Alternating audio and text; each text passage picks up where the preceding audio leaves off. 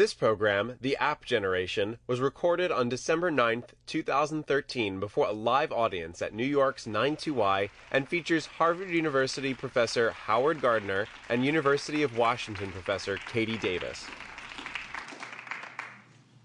Thank you all for coming this evening. Katie's coming here was quite an achievement.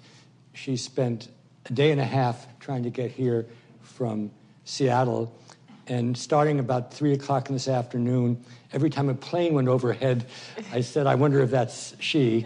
And she finally made it, and we're all very fortunate that happened.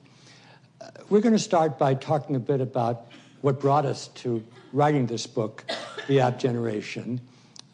We were both social scientists working at Harvard, and 6 or 7 years ago, when the digital revolution was clearly with us, I began to do some research with colleagues on the ethical dimensions of the digital media. What happens to things that we've taken for granted over the years, like sense of privacy, intellectual property? What does it mean to trust somebody when you only have digital traces from them? And Katie began as a student to do some work in that project.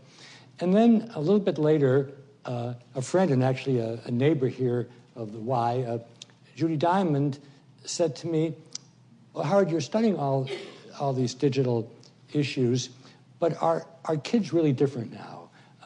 If we compare kids living in the early part of the 21st century, youth from, let's say 15 to 20 or so, are they fundamentally different? Are their minds different? Are their brains different?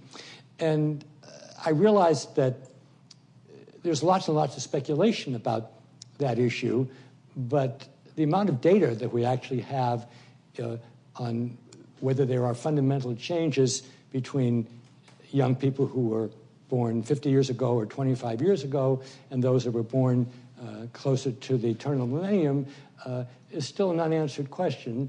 And that's really was the impulse which led us to the research, which culminated in the book, The App Generation. So that's my story. Katie, what's your story?